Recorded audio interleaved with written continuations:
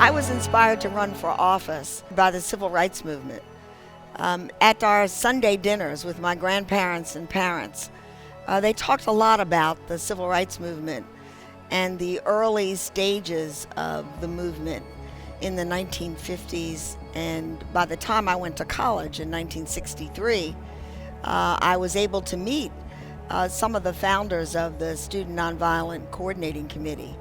And I was inspired by their courage, by their vision for a better world. As a resident of Atlanta, as someone who cares about the city, and I especially cared about the city that my children would grow up in. And I thought that I'd have an opportunity to contribute as Andrew Young and Maynard Jackson and so many others had.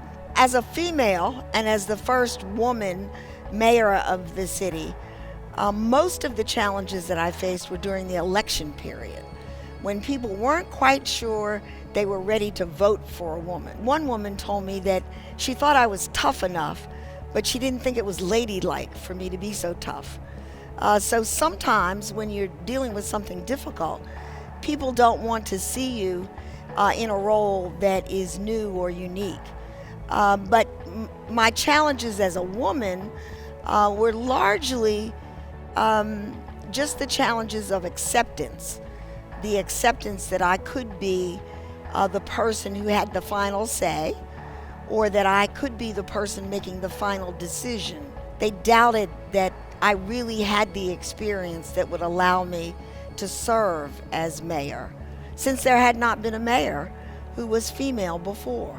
I am so excited because I believe that I stand on the shoulders of the women who've come before me.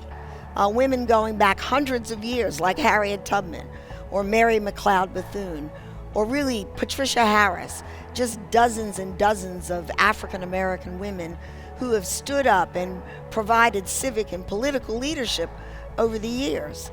And it is a thrill to see the women of today, women like you, who are making a difference, like Stacey Abrams, like Kamala Harris, like Keisha Lance Bottoms, to see women stepping up to provide leadership in our communities, at our state level, and at the federal level.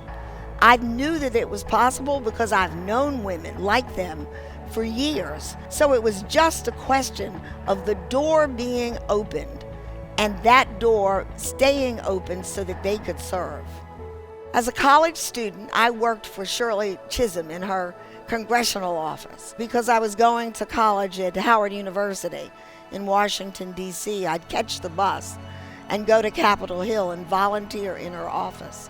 She said, if there is no seat at the table, pull up a chair. Invite yourself.